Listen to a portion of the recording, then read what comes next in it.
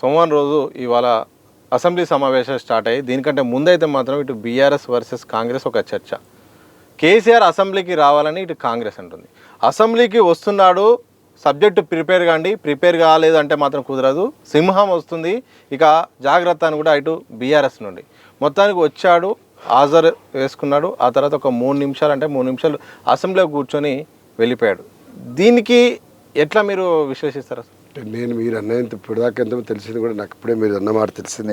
నేను కూడా సహజంగా వారు అసెంబ్లీని ఉద్దేశించి మాట్లాడతారు. రాష్ట్ర వ్యాప్తంగా ఉన్న పరిస్థితుల మీద అవును తన ఒపీనియన్ కూడా అంటే మరీ ఏదో అఫెన్స్లో మాట్లాడేటది కాకుండా ఒక రాజనీతిజ్ఞుడిగా తన పద్ధతిలో మాట్లాడతారని మనం అనుకున్నాము. కారణాలు ఏమిటో నాకు తెలియదు, కానీ మీరు అన్నట్టుగా కాసేపు తర్వాత విశ్రమించడం జరిగిందని మీరు అన్నారు. ఇప్పుడు సరే ఈ రోజుతోటి ఎండ్ అని ఎందుకు అనుకోవాలా? బహుశా రేపు ఎల్లుండి ప్రిపరేషన్ మంచి చెడు నుండి మళ్ళీ వస్తారా రారా కూడా నాకు తెలియనప్పుడు నేనేమి కామెంట్ చేయలేను. బట్ డెఫినెట్గా కేసీఆర్ గారు మాట్లాడితే సంక్షేమ ఫలాల గురించి, డిస్ట్రిబ్యూషన్ ఆఫ్ వెల్త్ గురించి, గ్రామీణ ప్రాంతంలో రైతుల గురించి వారు విస్తృతంగా మాట్లాడితే అన్ని విధాలా మంచిగా ఉంటుంది పార్టీకి అని చెప్పేసి అనుకుంటా ఉన్నా. కేసీఆర్ గారు మాట్లాడితే వినాలన్నటువంటి ఉత్సాహము వినడం ద్వారా పార్టీ ఎడల పెరిగేటువంటి రేటింగ్ ఏదైతుందో, లీనింగ్ ఏదైతుందో అది డెఫినెట్గా కూడా అవసరమని భావిస్తూ ఉన్నా. సో పార్టీ బాగోకులు ఉండాలనుకుంటే కేవలం ప్రతిపక్షంగా ఉండి రేవంత్ రెడ్డికి ఆన్సర్ చేయడం కోసం, ఉత్తమ్ కుమార్ రెడ్డికి ఆన్సర్ చేయడం కోసం కేసీఆర్ గారు రావాలని అనుకోవడం లేదు.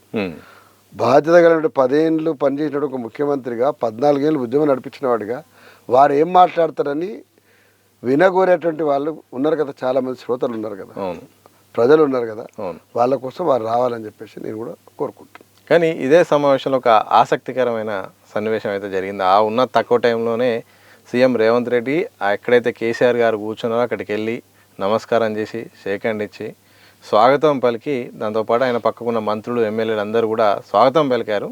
ఆ యొక్క సందర్భాన్ని ఏం చెప్తారు?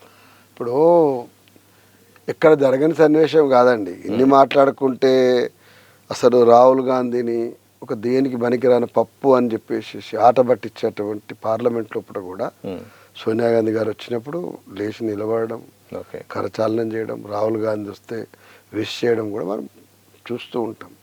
చాలా అసెంబ్లీలో కూడా ఎంత విచ్చుకత్తులు దురుచుకున్నా కూడా ఒక సందర్భంలో సంభాషణ ఉంటుంది. చాలా గౌరవంగా ఇవాళ ఆ ఒక్క క్షణం కనపడేటువంటి వ్యూ ఏదైతుందో అది ఆహ్వానించదగ్గదని భావిస్తా ఉన్నా. తదనంతరం కూడా అంటే కేసీఆర్ని చూసి నమస్కారం పెట్టి కేటీఆర్నో లేకపోతే జగదీష్నో ఇంకెవరినో ఏమంటారు, అది ఏది పడుతుంది వ్యక్తిగతమైన భాష ఉంటుంది కదా, అది రేపటి నుంచి రావద్దని చెప్పేసి ఇదే సంస్కారం, ఇదే పద్ధతిలో కూడా రేవంత్ రెడ్డి గారు కొనసాగాలని కోరుకుంటున్నాను. అదే సందర్భంలో ఏ ప్రతిపక్ష నాయకుడు కూడా అస్తమానం నిరంతరం అన్పార్లమెంటరీ డిస్కషన్ లాంగ్వేజ్లోకి పోవాల్సిన అవసరం లేదు. నాన్ సీరియస్ కావద్దు. అసలు నాన్ సీరియస్గా మాట్లాడడం అనేది ఒక కుట్ర. నేను ఒప్పని అంటున్నా, ఎవరన్నా కానీ ఇట్ ఈజ్ నాట్ బర్ బీఆర్ఎస్ అంటే దీన్ని మినహాయింపు లేదు బీఆర్ఎస్ కూడా. ఎవరమైనా కానీ నాన్ సీరియస్ టాపిక్లు, వాడు పొట్టోడు, వాడు మిషన్ లేనోడు, వీడు బట్టతలోడు, ఈ అసలు ఈ బాడీ లాంగ్వేజ్ షేమింగ్ తోటి ఏమొస్తుందని నేను అడుగుతున్నా. తర్వాత ఏది పడితే అది మాట్లాడము, తర్వాత అన్పార్లమెంటరీ లాంగ్వేజ్, ఇది సిస్టమ్ కాదు. తర్వాత చాలా సందర్భాల్లో నేను చెప్పాలనుకున్నా కానీ మీరు అన్నారు కాబట్టి చెప్తున్నా. ఇప్పుడు ఆడు మగోడైతే, వీడు ఆడదైతే, వాడు రండి అయితే, ఈ భాష ఎండి కావాలని కోరుకుంటున్నాను. నిజంగా సార్, ఎందుకంటే ఈ మధ్య నేను నా రిక్వెస్ట్ చెప్తానండి. కేసీఆర్ అన్నాడు కదా అంటే కేసీఆర్ అని ఉంటే నువ్వు అనకబ్బా, ఏమైనా రూల్ ఉందా? నువ్వు అంటే ఆయన కంటే నువ్వు 2 మాసాలు అనాలని రూల్ ఉందా? ఇది ఎక్కడ సిస్టము? కేసీఆర్ గారు అద్భుతమైన పద్యం చదువుతావు, నువ్వు చదువుతావా? మాట చెప్తున్నా. కేసీఆర్ గారు చాలా విషయాలు కొన్ని చాలా గొప్ప ప్రజెంటేషన్ నువ్వు చేయగలుగుతావు, చేయలేవు కదా. మరి అది నువ్వు దాన్ని కాపీ చేయలేనప్పుడు దీన్ని ఎందుకు కాపీ చేస్తున్నావు? నువ్వు కేసీఆర్ గారు అన్నారు కదంటే పెట్టింది కేసీఆర్ అని ఇటు బీజేపీ కూడా అంటుంది ఈ కల్చర్ మొదలు పెట్టిందని. ఇప్పుడు బీజేపీ అనడం లోపల ఇవాళ బండి సంజయ్, అరవింద్ మాట్లాడే భాష ప్రకారము దాని గురించి మాట్లాడే నైతికమైన కనీస స్థితిలో ఉన్నారా అండి వాళ్ళు? ఒక నేషనల్ పార్టీ ఏ స్థాయిలో ఉన్నాం మనము, ఏది పడితే అది ఏంది, అది అసలు ఆ లాంగ్వేజ్ ఏంటిది? నేను అంటున్నా, మీరు ఏ ప్రతిపక్షము? అసలు అసెంబ్లీలా మీరు దేనికి ప్రతిపక్షం? జాతీయ స్థాయిలో మీరు రోజు కొట్లాడుకొని ఒక జాతీయ స్థాయిలో భారతదేశంలో ఉన్నటువంటి స్వాతంత్ర పోరాటం నుంచి ఒక సుదీర్ఘ కాలంలో ఒక జాతీయ పార్టీని మీరు ఎంత చిన్న చూపుగా తీసివేస్తారో అందరు పార్లమెంట్లో చూస్తూనే ఉన్నారు. మరి తెలంగాణకు వచ్చేసరికి మీరు ఇంత నిరంతరం మాట్లాడితే కేసీఆర్ కుటుంబం ఏం చేసినావు, ఇంకా అన్పార్లమెంటరీగా ఏం బిక్తురు మీరు అనే టైప్లో కూడా మాట్లాడే పద్ధతి ఏందో అదేం పద్ధతి అది నేను అడుగుతున్నా. ఇక మాట్లాడుకుంటే టైం వేస్ట్. నా ఉద్దేశంలో దీని గురించి ఎక్కువ మాట్లాడుకోవద్దు. ఇక వారు మాట్లాడటం ఎవరన్నా కానీ మా పార్టీలో ఉన్నా, బీఆర్ఎస్లో ఉన్నా, కాంగ్రెస్లో ఉన్నా భాష అనేది సంబోధించడం అనేది సరే నువ్వెంత అది అంత మేరకు అనుకుంటే ఓకే, కానీ అంటే ఈ మాత్రం కూడా గతంలో అనుకోకపోయేటోళ్ళు. నువ్వెంత అనేటువంటి పదం కూడా ఇవరకు అనకపోయేటోళ్ళు. సరే ఇప్పుడు అట్లీస్ట్ నేనేమంటే ఒక విషయం మీద ఉందో ఆ మేరకే పరిమితమై మాట్లాడుకుంటే వ్యక్తిగత భాష లేకుండా వెళ్ళిపోయింది. తర్వాత స్త్రీలను అవమానించేది, గాజులు వేసుకుంటున్నావు, నువ్వు కూడా అయితే నీ మీసాలు గడ్డాలు ఉంటాయి. ఏమైతే మీసాలు గడ్డాలు లేకపోతే మహత్తరమైన పోరాటాలు ఎంతో మంది మీసాలు గడ్డాలు వచ్చావా అంటున్నట్టే వాళ్ళని కూడా తక్కువ చేసి మాట్లాడే వాళ్ళు వద్దు కదా. మరి ఏం అవసరం వస్తుంది వీటితోటి?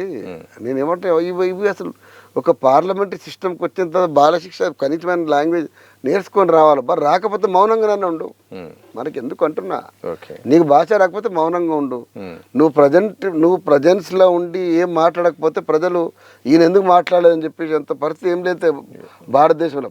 ఇంకా ప్రాంగా మాట్లాడుకోవాలంటే అసెంబ్లీలో కానీ పార్లమెంట్లో కానీ జరిగే చర్చల మీద ప్రజలు ప్రభావితమై అబ్బా ఈరోజు ఏం మాట్లాడతారు అని చెప్పేసి కళ్ళప్పగిచ్చి క్రికెట్ స్కోర్ చూస్తున్నట్టు, పుష్ప సెకండ్ టు థర్డ్ చూస్తున్నట్టు, బాహుబలి చూస్తున్నట్టు ఏం చూస్తలేరు. లేదు ఆ పరిస్థితి ఉందా చెప్పండి మీరు? పోనీ లేదు కదా. మరి మరి మరి ఎందుకు అంత బాధ ఎందుకు అంటే ఏంటిది? ప్రజలు సినిమాలు చూస్తానికి అలవాటు చేసి మనము అసెంబ్లీ పార్లమెంట్ లోపల ప్రజల జీవితానికి సంబంధించినటువంటి న్యూస్ని వదిలేసేసి చర్చ వదిలిపెట్టేసి ఇంకెక్కడికి వెళ్ళిపోతున్నాం అనే కదా దాని అర్థం. ప్రజలు చీప్ ఎంటర్టైన్మెంట్కి అలవాటు చేసే బదులు మనమే చాలా ఆర్తితో కొట్లాడుతున్నాం అనుకున్నప్పుడు అరే వాళ్ళు మనం మాటినాలే, రేపు నా పిల్లల ఫీజుకి పనికొచ్చేది, నా వ్యవసాయానికి పనికొచ్చేది, నా ఇంటికి పనికొచ్చేది అని చెప్పేసి కన్సర్న్ పెరగాలి కదా. అట్లా పెరిగే డైరెక్షన్లో రాజకీయాలు ఉండాలి, చర్చ ఉండాలని నేను కోరుకుంటున్నాను. మన కేసీఆర్ గారి ప్రెస్ మీట్ అయింది, ఆయన నోట మీ నోట ఒక పదం సిమిలర్ ఒక పదం వినిపిస్తుంది, అది టీఆర్ఎస్ అని. ఆయన టీఆర్ఎస్ అని 2-3 సార్లు వాడిండు. ఏం తేడా లేదు అంటే పార్టీ పేరు మారింది. నిజంగా ఇంకా టీఆర్ఎస్ ఉంటే బాగుండే చాలా మంది కోరుకుంటున్నారు. ఒకవేళ బీఆర్ఎస్ అని మార్చడం వల్ల కూడా తెలంగాణ పదం వల్ల నష్టమైంది. ఒకవేళ ఆ పేరే ఉంటే బాగుండే ఒక చర్చ నడుస్తుంది. ఆ టీఆర్ఎస్ అయితే వీడే పరిస్థితి మీకు కనపడలేదు, ఆయన నోటి నుండి అదే వస్తుంది. టీఆర్ఎస్ మళ్ళీ ఒకసారి రాబోతుందా? నేను ఒక మాటతో మీకు చెప్తా.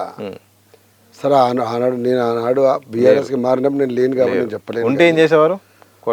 నేను డెఫినెట్గా దేశవ్యాప్తంగా ఉన్నటువంటి నీకు ఒక రోల్ మోడల్ తెలంగాణ నువ్వు చెప్పదలుచుకుంటే కంపల్సరీ చేయవలసిన పని ఏంటంటే ఆల్ ఇండియా లెవెల్లో ఆ పార్టీకి ఆ నేమ్ ఉండడం తప్పేం లేదు. ఎందుకంటే ఏఐడిఎంకే అనే పార్టీ డిఎంకే పార్టీ పోయి ఆల్ ఇండియా లెవెల్లో ఉండగా తృణమూల్ కాంగ్రెస్ ఉండగా పెద్ద విశేషం ఏమి కాదు. వాస్తవానికి అవి లోకల్ పార్టీస్ అవి no doubt. But all India level issues note వచ్చినప్పుడు ఒక అంశం ఉన్నది, బీఆర్ఎస్గా మార్చడం లోపల నాకేం భిన్నాభిప్రాయం ఏం లేదు. ఉంటే టీఆర్ఎస్గా ఉండేటువంటి స్వభావం ఉండాలి తప్ప పేరుతో వచ్చేటువంటిది ఏం లేదు. స్థానికంగా తెలంగాణకు సంబంధించి నాటి టీఆర్ఎస్కు అస్తిత్వం గురించి ఏ కమిట్మెంట్ ఉందో అదే కొనసాగాల. జాతీయ స్థాయిలో పొరుగు దేశాలతోటి ఇవాళ ఇష్యూస్ అవుతున్నాయి, లేకపోతే అంతర్జాతీయ ఒక ఇష్యూ అయింది. అయినప్పుడు జాతీయ స్థాయిలో ఏదైతే చర్చ జరుగుతుందో దాని మీద మనకు టోటల్ కన్సర్న్ తోటి రోడ్డు ఎక్కినా ఎక్కకపోయినా కనీసమైన కన్సర్న్ కూడా ఉండాలి. దురదృష్టం ఏంటంటే దేశంలో ఇప్పుడు ప్రాంతీయ పార్టీలు ఎంత చిన్నగా కుంచుకుపోయినంటే ఎవరో ఒక సంకల చేరి ఈ 5 ఏళ్ళు గడుపుకొని గెలిచిన 4 ఎమ్మెల్యేలు ఎంపీలకు ఏదో వాళ్ళకు కొన్ని అప్పచెప్పేసి ఇస్తే ఒడిచిపోద్దని అనుకుంటున్నాను. బట్ దేశ ప్రజలు పార్లమెంటు పంపినా అసెంబ్లీకి పంపినా మీ నుంచి ప్రతిపక్షంలో స్థానిక అంశాల మీద మీ యొక్క అభిప్రాయం చెప్పమని జాతీయ స్థాయిలో దేశం ఇంట్రెస్ట్ లోపల ప్రపంచం ఇంట్రెస్ట్ లోపల విషయాన్ని కూడా ప్రస్తావించమని అర్థం. సో అట్లాంటి దాన్ని కూడా బీఆర్ఎస్ అలవర్చుకోవాలి. మా 4 ఇప్పుడున్న రాజ్యసభ సభ్యులు భవిష్యత్తులో గెలిచే వాళ్ళు కూడా పార్లమెంట్లో విస్తృతంగా చర్చలో పాల్గొనాలని చెప్పేసి నేను కోరుకుంటాను.